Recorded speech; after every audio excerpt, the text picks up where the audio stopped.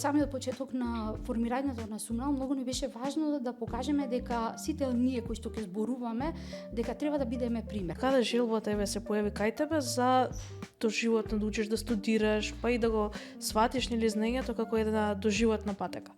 Сакам да учам и постојано нешто правам јас, значи еве завршив на филозофски факултет и институт за педагогија, потоа завршив уште 2 магистерски студии, сега сум запишана на докторски студии. Образованието е нешто што ме исполнува, затоа што ти дава нови сили, нови видици за светот и ние, јас велам дека сите промени мораме да ги следиме ако сакаме да сме во тек со времето, инаку ќе останеме, ќе заостанеме. Така да јас сум таков еден човек кој што постојано сака да ги следам промените, затоа што тоа ме мотивира, меѓутоа сакам да сум пример прво добра за себе, за моите деца, што е многу битно и многу ми е мило кога некој од заедницата ги ме рече дека јас нив ги мотивирам. Како е да се биде ЕПАЛЕ амбасадор и што значи тоа? Затоа што учествуваме ние на многу меѓународни проекти, веќе видовме дека постои такво нешто и тоа се појави конкурсот овде и токму тоа се бараше ние да сме